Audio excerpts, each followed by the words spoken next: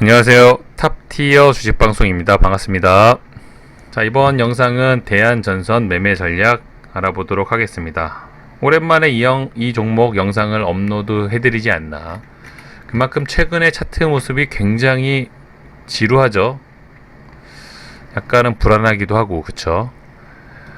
코멘트를 해드리고 전략을 공유해드릴 만한 건덕지가 좀 있어야 되는데, 최근에 주가 흐름이 너무나 좋지 않다 보니까 영상을 자주 업로드 해드릴 시간이 없었고요.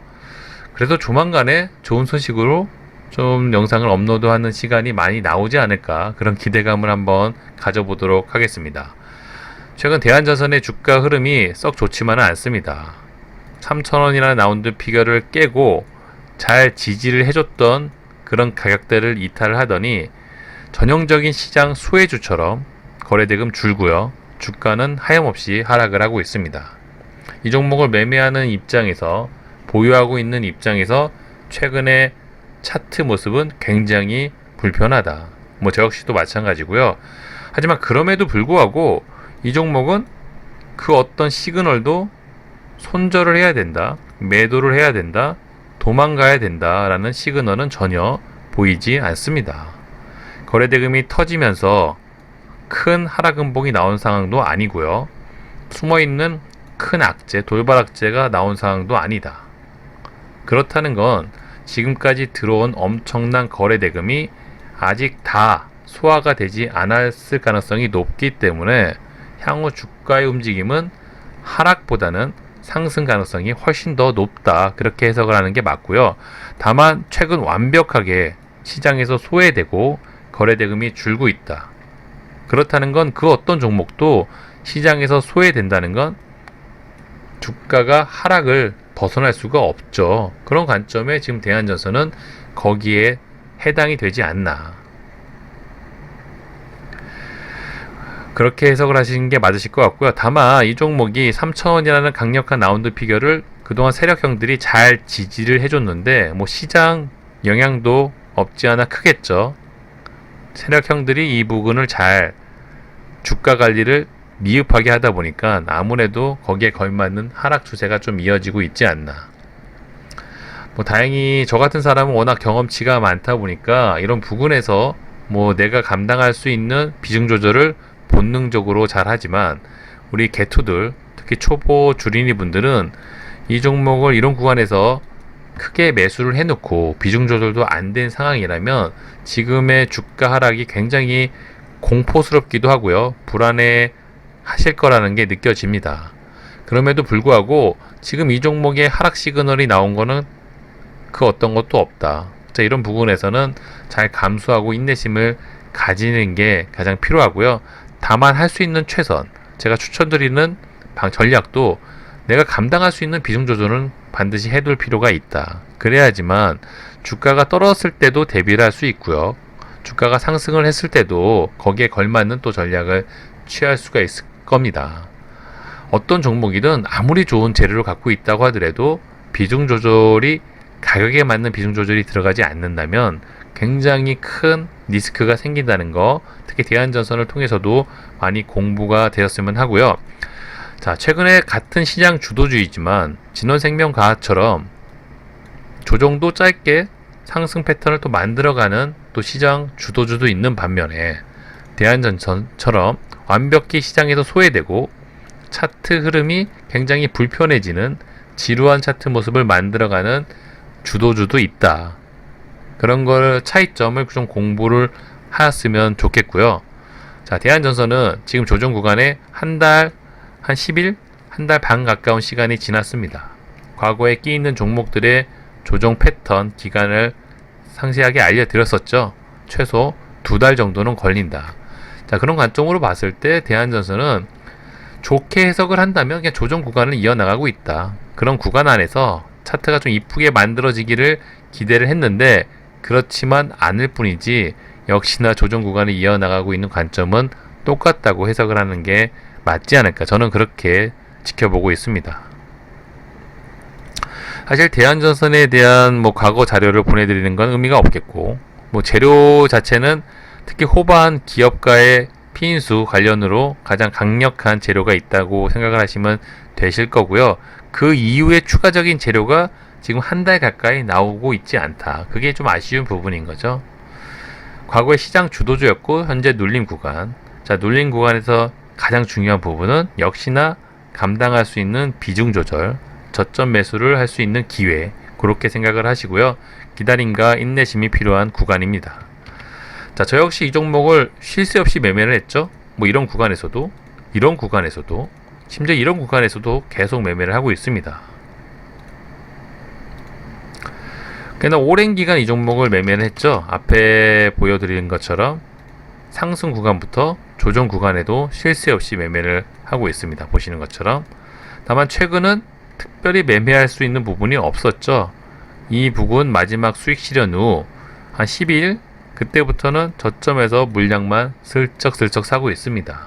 금요일날 종가상에서도 매집을 했고요. 제가 이런 구간에서 매집을 하는 이유가 있겠죠. 이 종목이 하락 가능성이 더 높다면 이런 구간에서 매수를 할 필요가 없습니다. 물론 제가 생각할 수 있는 비중 한도 내에서만 하지만 아무래도 언젠가는 저점을 찍고 상승 가능성이 높기 때문에 이런 구간에서 물량을 확보해 놓고 있는 거겠죠. 하지만 그럼에도 불구하고 어디가 저점일지 어디까지 떨어질지는 아무도 모릅니다. 그런 걸 예측하는 것 자체가 이 주식시장에서는 절대 금기하셔야 될 상황인 거고요. 어느 구간에서는 지들이 차트 모습을 만들어 나가는 구간이 나올 겁니다. 그런 구간을 인내심을 갖고 기다려야 되는 타이밍이 지금이라 볼 수가 있을 것 같고요. 적어도 이 종목이 상승 시간을 만들려면 최소 이 21선이 우상향 아니면 주가가 21선 위로 올라타야지만 상승 시그널의 첫 번째 초석이 되지 않을까. 공교롭게 그 가격대가 또 3,000원 라운드 피겨 부근입니다. 그러니까 이 종목이 추가 상승을 이어나가고 이런 하락 추세를 마무리를 하려면 조만간에 이 3,000원이라는 라운드 피겨를 돌파하고 그 윗부분에서 매집하는 차트 모습이 나와야 되겠죠. 저는 그날이 아주 멀지만은 않을 거라고 보고 있고요. 이 종목을 좀 보유하고 계신 분들은 그날이 좀 빨리 오기를 기다리면서 좀 인내심을 갖고 기다리셔야 되지 않을까. 자, 이 종목은 수급주가 아니죠. 전형적인 세력주. 최근에 들어왔던 수급 연속성, 금액도 큰 의미가 없습니다. 주가가 상승을 하는 이런 구간에서도 그랬고요. 조정을 받는 구간에서도 마찬가지고 전형적인 세력주에 초점을 맞추고 거기에 맞는 매매 전략을 취하시면 되십니다. 장중에 뭐 수급이 들어와주면 고맙긴 하지만 확대 해석을 할 필요가 전혀 없는 종목이 바로 대한전선이 아닐까. 자, 분봉상 관점을 봐도 크게 설명드릴 부분은 없죠. 결국 이 3,000원이라는 부근을 하락 이탈한 만큼 어느 순간에 이 부근 윗부근으로 주가가 올라오는지가 관전 포인트고요. 이런 부근에서는 물량을 매집한다는 개념보다는 이 세력형들이 잘 지지를 해줘야 되는데 그 부분을 조금 놓치다 보니까 주가가 하락 이탈을 한 게 아닌가, 그 정도로 해석을 하는 게 맞아 보입니다. 뭐 좋은 재료가 좀 하나 엮여준다면 바로 금세 또 회복을 할 거라고 믿고 있지만 당분간의 하락 조정이 또 얼마나 더 이어질지도 모르기 때문에 그런 또 가능성도 열어두고 무리한 베팅은 좀 자제할 필요가 있는 가격대가 아닌가. 저는 아마도 향후의 주가 움직임을 좀 보고 더 관찰을 하겠지만 제가 물량을 더 늘리는 구간이 온다면 이 3,000원이라는 라운드 피겨를 돌파하고 21선 위에 올라타는 차트 모습이 나왔을 때 아마도 그런 구간에서 좀 비중을 더 실지 않을까, 그렇게 해석을 하고 있습니다. 자, 이 종목은 증거금 100% 종목이고 재무적인 불안한 요소가 있지만 코스피 200 종목이다. 그렇기 때문에 뭐 관리 종목이라든지 상장 폐지에 대한 걱정은 전혀 할 필요가 없어 보이고요. 공매도 대상이죠. 코스피 200 종목이다 보니까.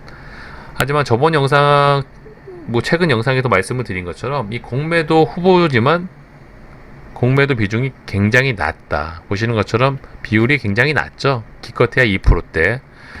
그렇기 때문에 공매도에서 굉장히 공매도 때문에 어려움을 겪는 종목은 아니다. 그렇게 해석을 하는 게 맞고요. 최근 대한전선 뉴스만 봐도 공매도 관련 기사들이 많지만 워낙 주가가 싸서 공매도 수량이 많다는 거지 공매도 금액 자체가 높은 종목은 절대 아니다. 그렇기 때문에 공매에 대한 걱정은 크게 하실 필요가 없어 보이고요.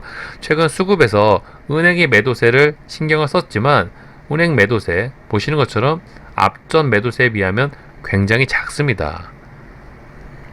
당연히 이것도 확대 해석을 할 필요가 없고요. 은행 매도세 때문에 주가가 상승을 못한다는 것도 전혀 아닌 거죠. 그러니까 이 종목 자체는 그냥 전형적으로 조정 구간에 들어왔는데 완벽히 시장에서 소외를 받다 보니까 주가가 힘없이 스물스물 하락을 하고 있는 종목이다. 그럴 정도로 해석을 하는 게 맞아 보이고요.